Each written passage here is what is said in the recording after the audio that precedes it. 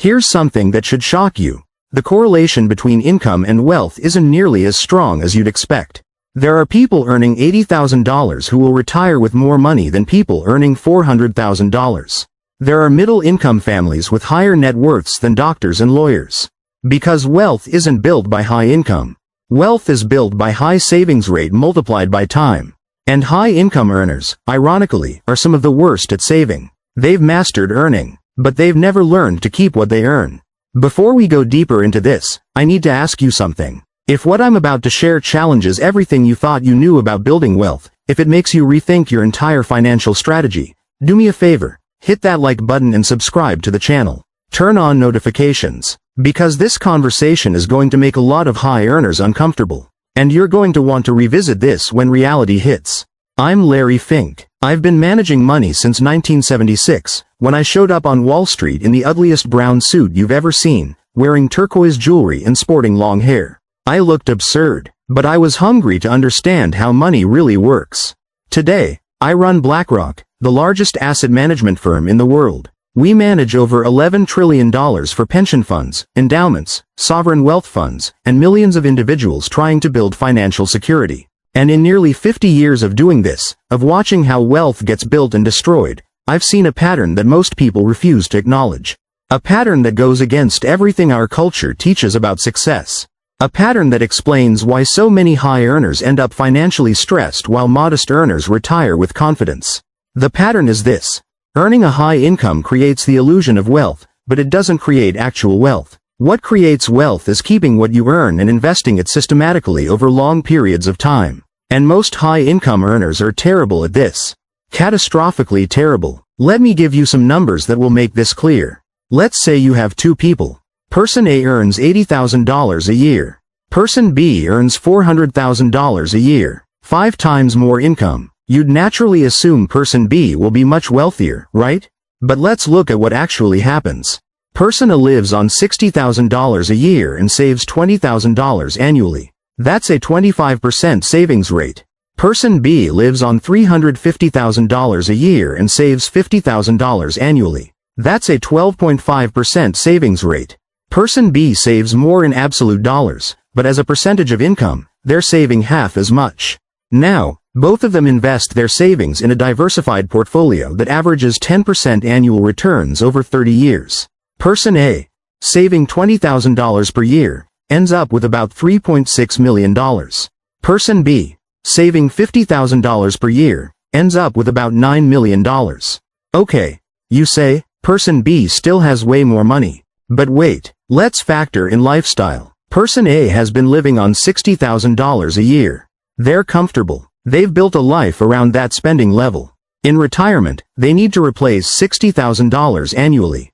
With $3.6 million, using a 4% withdrawal rate, they can take out $144,000 per year. That's 2.4 times their working lifestyle. They're financially secure and then some. Person B has been living on $350,000 a year. That's their lifestyle. That's what they're psychologically and practically adapted to. In retirement, they need to replace $350,000 annually. With $9 million, at a 4% withdrawal rate, they can take out $360,000 per year. They're fine, but just barely. They can maintain their lifestyle, but there's no buffer. Any disruption, any unexpected expense, any market downturn, and they're stressed. But here's where it gets worse. Person B's higher spending wasn't just about necessities. It was about lifestyle inflation. The bigger house in the expensive neighborhood. The luxury cars. The private schools. The country club membership. The expensive vacations. All the things that come with keeping up at that income level. And most of those expenses don't scale down easily. You can't sell half your house. You can't unenroll your kids from private school without massive psychological and social cost. You can't suddenly move to a cheaper neighborhood without feeling like you failed. Person B is trapped by their lifestyle in a way person A never was. Now let me tell you what I've actually observed managing money for thousands of high net worth individuals over decades. The pattern I see repeatedly is that people earning $300,000, $400,000, $500,000 or more often have shockingly low net worths relative to their income. They're making phenomenal money, sometimes for decades, and yet they're stressed about retirement. They're worried about market downturns. They're anxious about their ability to maintain their lifestyle. Why? Because they never learned to save. They learned to earn, which is valuable, but they never learned the second, more important skill: keeping what they earn. And this isn't about financial literacy, exactly. Most of these people are highly educated. They're doctors, lawyers, executives, entrepreneurs.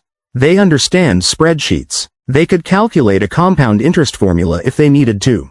The problem isn't knowledge. The problem is behavior. The problem is psychology. What happens is this: when someone starts earning a high income, especially if they came from modest means, there's a psychological release.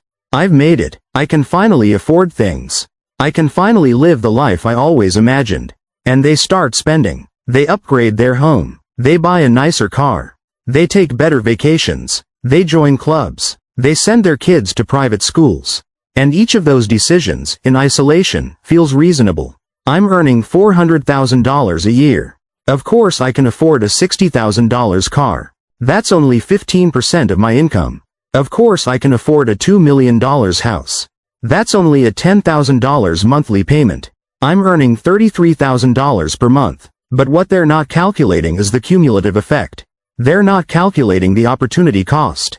They're not thinking about what happens when you add up all those reasonable expenses and discover that you're spending 85% or 90% or 95% of your income. They're not thinking about what that money could have become if it had been invested for 20 or 30 years instead of spent on consumption. Let me give you a concrete example. I know a surgeon who earns about $500,000 a year, has been earning at that level for 15 years.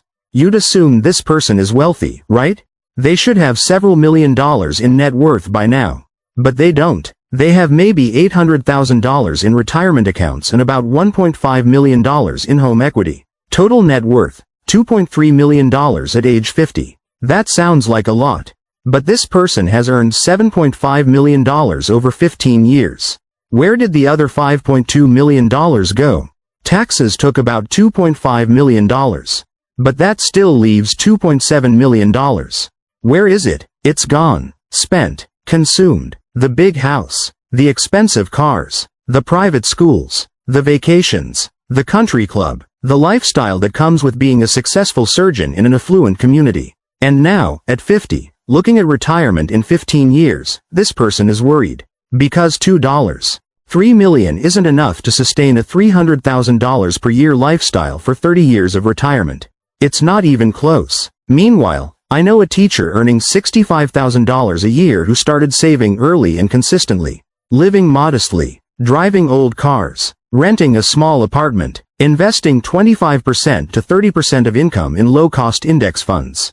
And at 50, this person has $1.8 million in net worth. Less than the surgeon, but not dramatically less. And critically, this person's lifestyle costs $45,000 a year. With $1.8 million, they're already financially independent. They could retire today if they wanted to.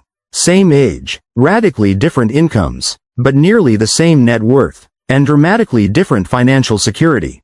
That's the pattern, and it plays out millions of times across our economy. High earners who feel successful but are financially fragile. Modest earners who live below their means and are quietly building real wealth. And here's what makes this tragic. It's completely avoidable. The high earners have every advantage. They have the income. They have the education. They have access to financial advice. What they're missing is the mental model. They're missing the framework for thinking about money that separates people who build wealth from people who just earn and spend. I want to be very clear about something. I'm not criticizing high earners. I'm not saying there's something morally wrong with enjoying your income or living well. What I'm saying is that if you want to build wealth, if you want financial security, if you want to retire with confidence, the single most important variable isn't how much you earn. It's how much you keep and invest. And that's what most people, especially high earners, get wrong. They optimize for income. They spend enormous energy on career advancement, on salary negotiations, on climbing the ladder. And those things matter. But they forget to optimize for savings rate. They forget that a 25% savings rate on $80,000 builds more wealth over time than a 10% savings rate on $200,000. Let me put it differently. Wealth is a function of three variables: income, savings rate, and time. Most people think income is the dominant variable. It's not. Time and savings rate are far more important because of compounding. If you earn $100,000 and save 10% for 30 years at 10% returns, you'll have about $1.8 million. If you earn $100,000 and save 25% for 30 years at the same 10% returns, you'll have about $4.5 million. Same income, same time period, same return, but 2.5 times the wealth because of the higher savings rate. Now, could you increase your income? Sure, that helps too. But here's the thing. Increasing your income usually takes years of effort, education, career moves, negotiations. Increasing your savings rate can be done today. Right now, this minute, by deciding to spend less than you earn and invest the difference. That's the leverage point. That's where you have maximum control. Not over what the market does. Not over whether your employer gives you a raise. But over the gap between what you earn and what you spend. That gap, that's where wealth is created. And yet, this is the hardest thing for high earners to accept. Because it requires acknowledging that their lifestyle, the lifestyle they've worked so hard to achieve, might be the very thing preventing them from building wealth. It requires admitting that the big house, the nice cars, the expensive vacations, the private schools, all the markers of success, might actually be markers of financial fragility. That's uncomfortable. That goes against everything our culture teaches. We're taught that success means earning more and consuming more.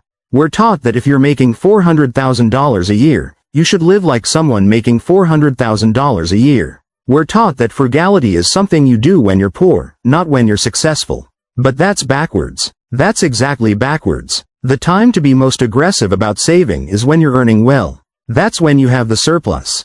That's when you have the margin. That's when you can build wealth fastest. I've spent my entire career studying how wealth is built. I've worked with billionaires, with pension funds managing hundreds of billions, with sovereign wealth funds, with endowments, with ultra-high net worth families. And you know what they all have in common? They all think about savings rate. They all think about keeping capital, not just earning it. They all understand that income is a flow, but wealth is a stock. And you build that stock by capturing the flow and investing it, not by spending it. The wealthiest people I know, they don't spend anywhere close to what they earn, even when they could afford to. They live well, sure, but well below their means. Why? Because they understand that every dollar spent is a dollar that can't compound. Every dollar spent is giving up potentially $20 or $30 or $50 in future wealth because of what that dollar would have become over time. That's the mental model. That's the framework. And it's the framework that most high earners never develop because they're too busy enjoying their income to think about what they're giving up. Here's what I want you to understand as we go deeper into this conversation. This isn't about deprivation. This isn't about living miserably or never enjoying your money. This is about conscious trade-offs. This is about understanding what you're choosing when you spend versus when you save. This is about making those choices deliberately, not by default. Because right now, most high earners are making those choices by default. They're spending whatever's left after taxes without really thinking about it.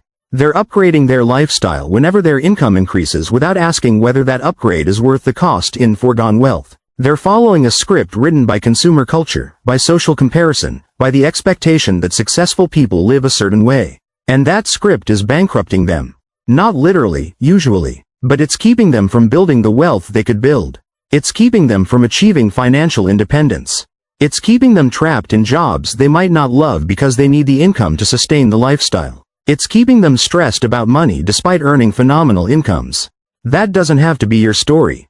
But it won't be your story only if you're willing to think differently. Only if you're willing to question the relationship between income and spending. Only if you're willing to focus on the variable that actually matters. Savings rate multiplied by time. Over the next sections, we're going to break this down systematically. We're going to look at why high earners struggle with savings. We're going to look at the psychology of lifestyle inflation. We're going to look at how to actually build wealth regardless of income level. We're going to look at the math of compound interest and why small differences in savings rate create massive differences in outcomes. And critically, we're going to talk about how to maintain a high savings rate without feeling deprived, without sacrificing everything you enjoy, but also without falling into the trap of spending everything you earn just because you can. Because that's the key insight. You can have a good life and build wealth, but you can't have every good thing right now and also build wealth. You have to choose. You have to prioritize. You have to understand that wealth is built by deferring some consumption now so you can have financial security and options later. Most high earners never make that choice consciously. They just spend. And they wake up at 50 or 55 or 60 and wonder why they're not wealthy despite decades of high income. Don't be that person. Let's figure out how wealth actually gets built, regardless of what you earn. Let's begin. Let me tell you about a phenomenon that destroys more wealth than market crashes, bad investments, or economic recessions combined. It's called lifestyle inflation, and it's the silent killer of financial security for high earners. Here's how it works. You graduate from college making $50,000. You live on $45,000 and save $5,000. Life is tight, but you're managing. 5 years later, you get promoted. Now you're making $100,000. And here's where the trap springs. The rational thing to do would be to continue living on $45,000, maybe $50,000 to account for inflation, and save the rest. That would be $50,000 per year in savings, a 50% savings rate. In 20 years at 10% returns, that's over $3 million. You'd be financially independent before you're 50. But that's not what happens. What happens is, you upgrade. You move to a nicer apartment. You buy a better car. You eat out more. You take nicer vacations. You shop at different stores. And suddenly, you're spending $85,000 and saving $15,000. You've tripled your savings in absolute terms, but your savings rate went from 10% to 15%. Better, but nowhere near what it could be. Then you get another promotion. Now you're making $200,000. And again, the lifestyle inflates. Bigger house, nicer cars, private schools for the kids, country club membership. You're spending $170,000 and saving $30,000. Savings rate, 15%. Still, by the time you're 55, you're making $400,000. You're spending $340,000. You're saving $60,000, which sounds like a lot. But it's still only 15%. And you've been doing this for 30 years. So instead of having $10 million or $15 million, which is what you could have had with a 40% or 50% savings rate, you have maybe $3 million or $4 million. Still wealthy by most standards, but nowhere near what was possible. And here's the cruel part. You can't go backwards. You can't suddenly downshift to a $100,000 lifestyle after living at $340,000 for years. Your kids are in private school. You have the big house with the big mortgage. You have the cars. You have social obligations. You're trapped by your own success. I've seen this pattern hundreds of times managing money for high net worth individuals. And the psychological mechanisms behind it are predictable and powerful. First, there's something called hedonic adaptation. It's the tendency for humans to return to a baseline level of happiness despite positive or negative changes in circumstances. You buy the luxury car, and for a few weeks or months, it makes you happy. Then you adapt. It becomes normal. And you need the next upgrade to get that happiness boost again. The problem is, hedonic adaptation works on the upside but not the downside. When you upgrade your lifestyle, you adapt quickly and it becomes your new normal. But when you downgrade, it feels like loss, and loss is psychologically painful. So you're on a one-way ratchet, always going up, never able to come back down without significant distress. Second, there's social comparison. The neighborhoods you live in, the circles you move in, they shift as your income increases. When you're making $80,000, you're comparing yourself to other people making $70,000 or $90,000. When you're making $400,000, you're comparing yourself to people making $350,000 or $500,000. And you feel pressure to keep up. This is especially true in certain professions. Doctors compare themselves to other doctors. Lawyers to other lawyers. Investment bankers to other bankers. And within these peer groups, there are informal but powerful norms about how much you should spend on housing, cars, schools, vacations. Violate those norms by spending less, and you risk social judgment or feeling like you're not successful. Third, there's identity. As your income increases, your lifestyle becomes part of your identity. You're not just someone who makes $400,000. You're someone who lives in this neighborhood, drives this car, sends kids to this school, belongs to this club. And that identity is reinforced by everyone around you. Your spouse, your kids, your extended family, your colleagues, your neighbors. Changing that identity, living below your means in visible ways, it feels like you're saying, I'm not really successful, or, I can't really afford this lifestyle. And that psychological cost, that threat to identity, it's often more powerful than the rational financial benefit of saving more. Fourth, there's present bias. The psychological tendency to overweight immediate rewards and underweight future consequences. Spending money today gives you immediate pleasure. Saving money today gives you hypothetical future wealth that feels abstract and distant. For most people, especially when they're younger, the immediate gratification wins. And finally, there's a fundamental misunderstanding about how wealth is built. Most people think wealth comes from income. If I just earn more, I'll be wealthy. But that's not how it works. Wealth comes from the gap between income and spending, multiplied by time and investment returns. Income is necessary but not sufficient. You can have a high income and no wealth, or a modest income and significant wealth, depending on that gap. At BlackRock, when we work with institutional investors, none of these psychological factors are at play. A pension fund doesn't have lifestyle inflation. It doesn't compare itself socially to other pension funds. It doesn't have identity tied up in consumption. It just has a mandate: generate returns to meet future liabilities. And so pension funds think very clearly about savings rate, which for them is contribution rate minus benefit payments. They think about investment returns. They think about time horizon. They optimize those variables systematically because they're not clouded by psychology. Individual investors, especially high earners, they have all the same economic variables, but they're drowning in psychology. And the psychology almost always wins. That's why you see pension funds with 20%, 30%, 40% effective savings rates building enormous wealth, while individual high earners with 10% or 15% savings rates struggle despite much higher incomes. Let me give you a framework for thinking about this differently. A framework that can help you escape the lifestyle inflation trap. Start by separating your income into 3 categories. First, there's subsistence, the money you need for basic survival. Food, shelter, healthcare, transportation. For most people in developed countries, this is maybe $30,000 to $50,000 per year, depending on geography and family size.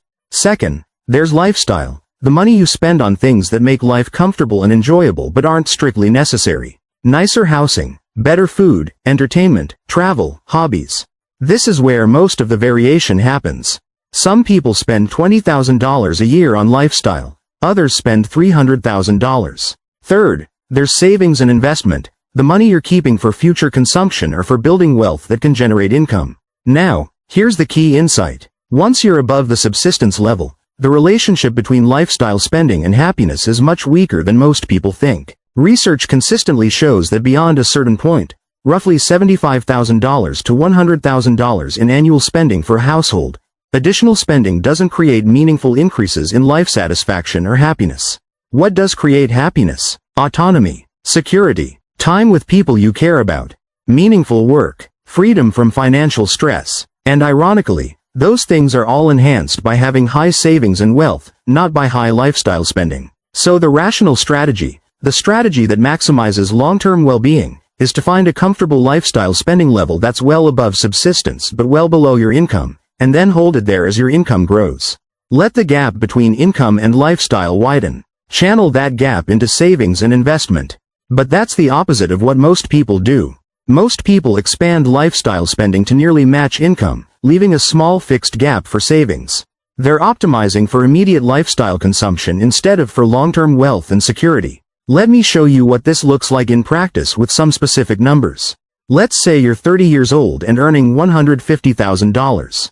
You could choose Lifestyle A, spend $120,000, save $30,000 per year, 20% savings rate. Or Lifestyle B, spend $75,000, save $75,000 per year, 50% savings rate. In Lifestyle A, you have a nice apartment, good car, regular vacations, you eat out frequently, you're comfortable. In Lifestyle B, you have a modest apartment, reliable but not fancy car, more budget-conscious approach to food and entertainment, but you're still comfortable. You're not suffering. Fast forward 25 years to age 55. In Scenario A, you've accumulated about $3 million. In Scenario B, you've accumulated about $7.5 million. That's not a small difference. That's 2.5 times the wealth. And here's what that means practically. In Scenario A, with $3 million and a 4% withdrawal rate, you can take out $120,000 per year in retirement. You can maintain your lifestyle, but you can't improve it. You're fine, but you're not free. You still need to think about money. You still need to be careful. In Scenario B, with $7.5 million, You can take out $300,000 per year. You can quadruple your lifestyle in retirement if you want. Or you can keep spending $75,000 and know that you'll never run out of money, that you can leave a massive inheritance, that you can be extraordinarily generous, that you have infinite financial security. That's the difference between living at the edge of your income versus living well below it. That's the difference between being comfortable and being free. Now, I can hear the objections. But Larry, life isn't just about the future. You can't spend your entire youth being frugal and then suddenly enjoy wealth when you're old. What if you die before retirement? What if you miss out on experiences with your kids? What if you're so focused on saving that you forget to live? These are legitimate concerns, and I'm not suggesting you should live in deprivation or misery to maximize your savings rate. What I'm suggesting is that you think consciously about the trade-offs. Every dollar you spend on lifestyle today is a dollar plus compound returns that you won't have in the future. If you're 30 and you spend $1,000 on something, you're not just spending $1,000.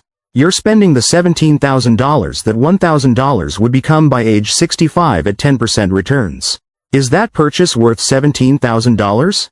Sometimes yes, often no. The key is to find lifestyle spending that actually enhances your well-being versus spending that's just habit, social conformity, or hedonic adaptation. Research shows that people consistently overestimate how much happiness they'll get from material purchases and underestimate how much happiness they get from experiences, relationships, and financial security. So if you cut $50,000 from your lifestyle spending by driving a less expensive car, living in a slightly smaller house, and taking slightly less luxurious vacations, you probably won't be meaningfully less happy. Those things adapt quickly. But if you invest that $50,000, in 25 years it becomes $5 million. And having an extra $5 million in net worth, the security and freedom that creates, that will absolutely make you meaningfully happier. Let me tell you what I've observed with the wealthiest, most financially secure people I know. They don't live extravagantly. They live well, but not extravagantly. They don't drive the fanciest cars or live in the biggest houses or take the most expensive vacations. They could afford to, but they choose not to. Why? Because they've internalized the opportunity cost. They've done the math. They understand that every dollar spent is many dollars of future wealth given up. And they've discovered that beyond a certain comfortable level, more lifestyle spending doesn't add much value, but more wealth adds enormous value in terms of security, options, and freedom. This is the mental model that separates people who build wealth from people who just earn and spend. It's not about being cheap. It's not about deprivation. It's about conscious, clear-eyed understanding of trade-offs and opportunity costs. At BlackRock, we help institutional clients think about these trade-offs all the time. A pension fund has obligations to pay benefits in the future. It has to decide how much to contribute today versus how much to invest for growth. If it spends too much on current benefits, it won't have enough for future retirees.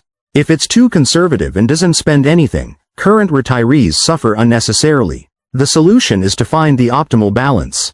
Meet current needs adequately, but not excessively. Invest aggressively for the future. Think in terms of long-term sustainability, not short-term maximization. Individual wealth building is the same. Meet your current lifestyle needs adequately, but not excessively. Invest aggressively for the future. Think in terms of long-term financial security and freedom, not short-term consumption maximization. But here's why this is so hard for high earners specifically. When you're making $300,000 or $400,000, adequate lifestyle spending might be $100,000 or $150,000.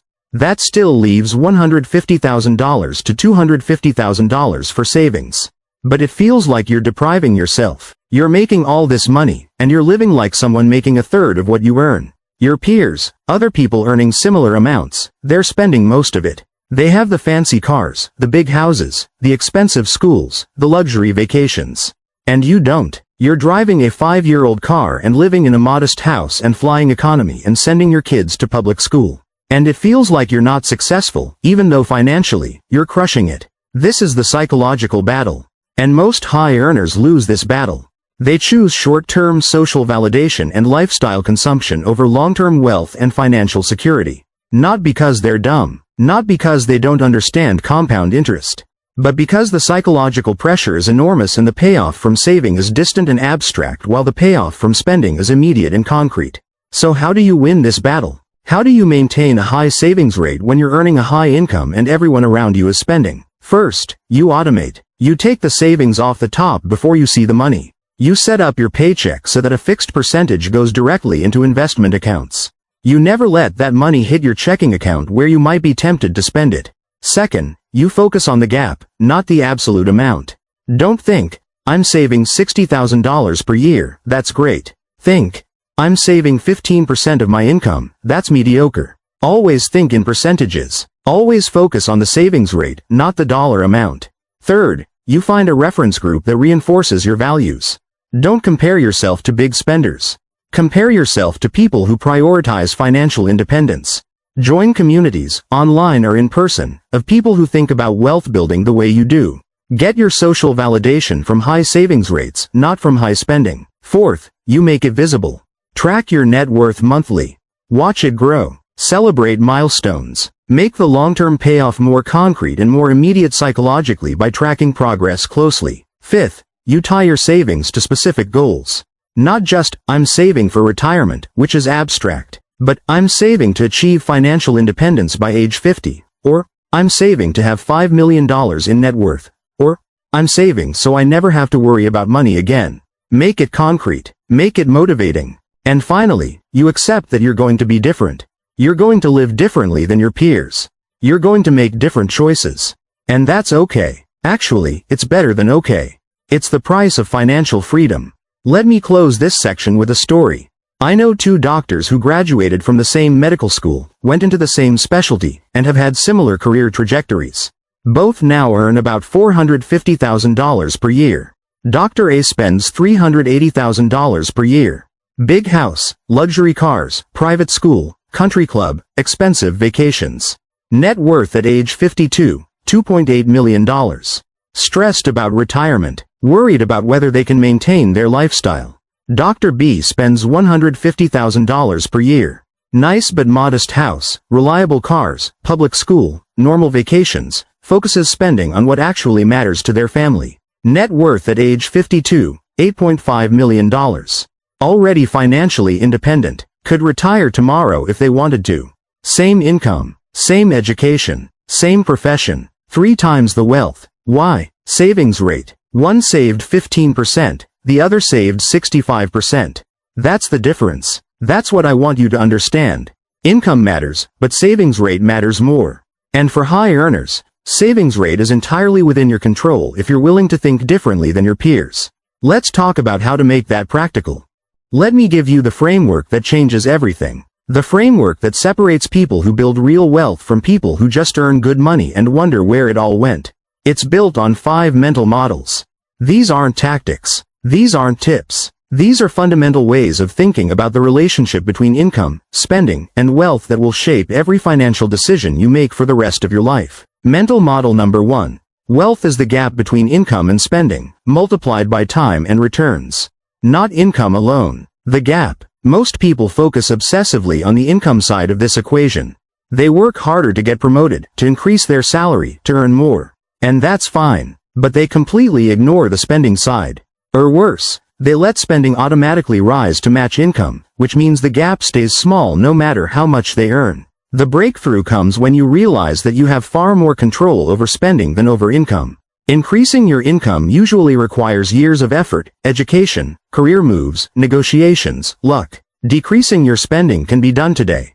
Right now. By deciding that you're going to live on a fixed amount or a fixed percentage of income, regardless of how much you earn, and invest the rest. That decision, that one decision, is worth more than a dozen promotions if you make it early and stick to it. Mental model number 2. Every dollar spent has an opportunity cost measured in future wealth. When you're 30 years old and you spend $1,000, you're not spending $1,000. You're spending what that $1,000 would become over 35 years until retirement. At 10% annual returns, that's about $28,000. So that $1,000 purchase actually costs you $28,000 in future wealth. When you internalize this, when you really understand that every spending decision is a wealth decision, your behavior changes. You don't feel deprived by not spending. You feel smart. You feel like you're winning the long game. You see spending less as gaining more future wealth, not as giving up current consumption. This is how wealthy people think. They don't think, can I afford this? They think, what am I giving up by buying this? What's the opportunity cost? Mental model number 3. Financial security is more valuable than lifestyle consumption, and the margin isn't close. Research in happiness and life satisfaction consistently shows that beyond a comfortable but modest level of spending, additional consumption adds very little to well-being. But financial security, the absence of money stress, the presence of options and freedom, adds enormously to well-being. Think about it. If you're living on $200,000 a year versus $100,000 a year, yeah, your life is a bit nicer. Better house, nicer cars, fancier restaurants. But are you twice as happy? Of course not. The hedonic adaptation research is clear. You adapt to your lifestyle within months, and then it's just normal. But if you're financially independent, if you have $5 million in the bank and know you'll never have to worry about money again, versus having $1 million and still being anxious about retirement, that's a profound difference in quality of life. That's the difference between feeling secure and feeling stressed. Between feeling free and feeling trapped. Between being able to quit a job you hate and being stuck because you need the paycheck. Financial security isn't a luxury. It's not icing on the cake. It's the foundation of a good life. And you get it through high savings rates, not high income or high spending. Mental model number 4. You can't optimize for both maximum lifestyle and maximum wealth. You have to choose. This is hard for high earners to accept. They want to believe they can have it all. The big house and the big portfolio. The luxury lifestyle and financial independence. And technically, if you earn enough, you can have both. But for most people, even most high earners, there's a trade-off. The decision isn't between deprivation and wealth. The decision is between living at 80% or 90% of your income versus living at 40% or 50% of your income. Between being comfortable now and wealthy later, or maximally comfortable now and just okay later. And here's the thing. If you choose the first path, living at 80% or 90% of income, you're not making a conscious choice to prioritize current lifestyle over future wealth. You're just defaulting into it. You're just spending whatever's there. You're not thinking about the trade-off at all. But if you choose the second path, living at 40% or 50% of income, that's a conscious decision. That's saying, I've thought about this. I understand what I'm giving up. I understand what I'm gaining. And I choose long-term wealth and security over maximum current consumption. That's the choice I want you to make consciously, whatever you decide. Mental model number 5. Your savings rate is your priority statement. It reveals what you actually value, regardless of what you say you value. People say they value financial security. They say they want to retire comfortably. They say they don't want to be stressed about money. But then they save 10% or 15% of their income and spend the rest. And that reveals their actual priorities. They're prioritizing current consumption over future security. There's nothing wrong with that if it's a conscious choice. But usually it's not. Usually people save a bit because they feel like they should, and spend the rest because they can, without really thinking about what that pattern says about their priorities. Your savings rate is the truth. If you're saving 15%, you're saying, current consumption is 5 to 6 times more important to me than building wealth. If you're saving 50%, you're saying, building wealth is just as important as current consumption. What do you want your savings rate to say about your priorities? Now, let me give you a practical framework for implementing this. Not what to do, exactly, because your circumstances are unique, but how to think about it. Step 1. Calculate your current savings rate. Take your annual savings and investments, divide by your gross income. Be honest. Count everything that goes into retirement accounts, taxable investment accounts, paying down debt. But only count actual savings and investments, not just money sitting in checking accounts that you'll probably spend. What's your number? 10%? 15%? 20%? 5%? 0? Step 2. Decide what you want your savings rate to be. Not what's easy. Not what feels comfortable. What would be optimal for your long-term wealth and financial security goals? I'd suggest that for most people, especially high earners in their prime earning years, the target should be 40% to 50%. Maybe 30% if you're early in your career or have unusual circumstances. Maybe 60% or more if you're really committed to early financial independence. But the key is to pick a number that's aggressive enough to matter, to actually build substantial wealth, not just a token amount that makes you feel like you're doing something. Step 3. Build a lifestyle around that savings rate. This is crucial. Don't try to save what's left after spending. Spend what's left after saving. If your target is 40% savings and you earn $200,000, you have $120,000 to spend. Build a life that costs $120,000 or less. Housing, transportation, food, entertainment, everything. And put the other $80,000 into investments automatically before you ever see it. This is the opposite of how most people do it. Most people build their lifestyle first, then try to save what's left. But there's never anything left. There's always another expense, another upgrade, another thing to buy. Instead, decide on your savings rate, automate it, and then build your lifestyle within what remains. This forces conscious trade-offs. This forces prioritization. This ensures that savings happens first. Step 4. Track your progress obsessively. Not your spending, your net worth. Every month, calculate your total assets minus total debts. Watch that number grow. Celebrate when it hits milestones. Make it psychologically real and immediate. The problem with saving for retirement is that it feels abstract and far away. But watching your net worth grow from $100,000 to $200,000 to $500,000 to $1 million, that's concrete. That's motivating. That makes the sacrifice feel worth it. Step 5. Revisit your savings rate annually and adjust as your income changes.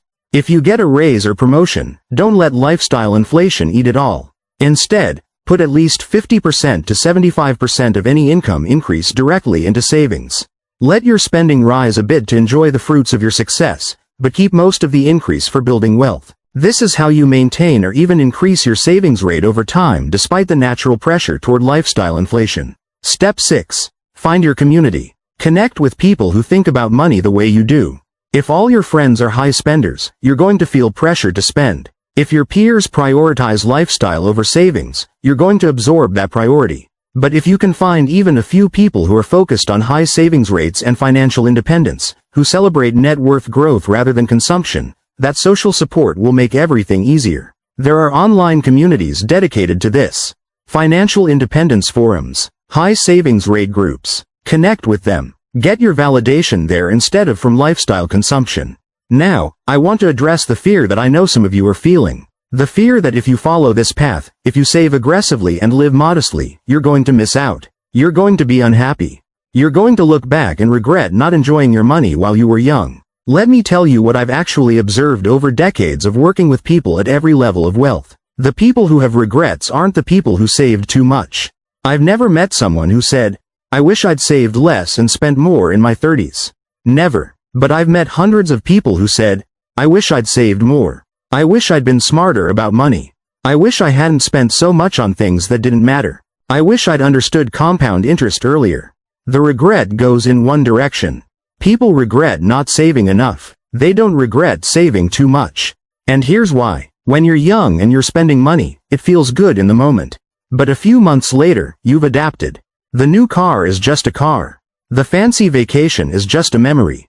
The expensive dinner is forgotten.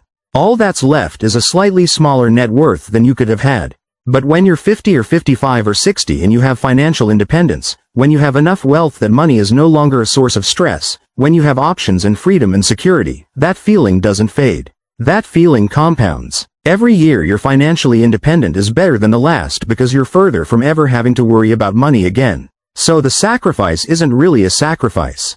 It's a trade. A small, temporary reduction in lifestyle consumption in exchange for decades of financial security and freedom. When you frame it that way, it's not even close. It's the best trade you'll ever make. Let me tell you about someone I know. They started saving aggressively at 25. Lived on $40,000 a year while earning $80,000, then $100,000, then $150,000. By 40, they had $2 million in net worth. By 45, they had $4 million. They quit their job at 48. Not because they hated it, but because they could. They had the option. They had the freedom. Now they do consulting work they enjoy, earn $50,000 a year, and still live on $40,000, which means their net worth continues to grow even though they're retired. They travel. They spend time with family. They pursue hobbies. They volunteer. They're profoundly happy. That person isn't exceptional. They're not a genius. They didn't inherit money. They didn't get lucky in crypto or startup equity. They just had a high savings rate and gave it time to work. That's it. That's the whole secret. You can be that person. But you can't be that person if you spend everything you earn. You can't be that person if you let lifestyle inflation eat your income. You can't be that person if you prioritize looking successful over actually being wealthy. At BlackRock, we manage trillions of dollars. We work with the most sophisticated investors in the world. And you know what the core principle is? The principle that underlies everything we do? It's this: compounding works. Time works. Discipline works. If you save consistently, invest intelligently, and give it time, wealth builds. It's not magic. It's not luck. It's mathematics and discipline. The same is true for you. You don't need to be brilliant. You don't need to time the market. You don't need to pick the perfect stocks. You just need a high savings rate, a diversified portfolio, and time. That's the formula. That's how wealth gets built. But most people, especially high earners, never execute on this formula because they can't control their spending. They earn plenty. They could be investing $100,000, $200,000, $300,000 per year. But they're spending it instead. And then they're shocked when they're 50 or 60 and not wealthy. Don't be that person. Be the person who understood early that income doesn't equal wealth. That spending is the enemy of wealth building. That every dollar saved and invested is a vote for future freedom. I've spent nearly 50 years in this business. I've seen every kind of financial outcome imaginable. And I can tell you with absolute certainty, the people who achieve financial security and independence aren't the highest earners. They're the highest savers. They're the people who lived below their means. Who resisted lifestyle inflation. Who understood opportunity cost. Who prioritized future wealth over current consumption. Who had the discipline to be different from their peers. You can be that person. But it requires a choice. A conscious, deliberate choice to value financial security more than lifestyle consumption. To value freedom more than fancy cars. To value options more than a big house. Make that choice. Make it today. Decide what your savings rate is going to be. Automate it. Build your life around it. Track your progress. And watch what happens over years and decades. You'll build wealth. Real wealth. The kind of wealth that buys freedom, that eliminates stress, that gives you options. Not the appearance of wealth. Not the lifestyle that signals success. Actual wealth. And 20 years from now, 30 years from now, you'll look back on this conversation as the moment things change. The moment you stopped thinking about money like everyone else and started thinking like someone who actually builds wealth. That's my challenge to you. That's what I want you to take from this. Not tactics, not tips, but a fundamental shift in how you think about the relationship between earning, spending, and wealth. If this resonated with you, if you're ready to think differently, I want you to share this video. Send it to someone who's earning good money but stressed about their finances. Send it to someone who needs to hear that there's a different path. Send it to someone who's falling into the lifestyle inflation trap. And join this community. Subscribe to the channel. Hit that notification bell, because we're going to keep having these conversations. We're going to keep challenging the conventional wisdom that keeps people financially trapped despite high incomes. The path to wealth isn't complicated, but it requires discipline. It requires thinking clearly. It requires making different choices than your peers. It requires valuing long-term security over short-term consumption. You can do this. You can think clearly. You can save aggressively. You can build real wealth. But it starts now. It starts with understanding that wealth is built by the gap between income and spending, and that you control that gap. Go forth. Save aggressively. Invest wisely. Give it time. And build the financial security and freedom you deserve. Your future self is counting on you.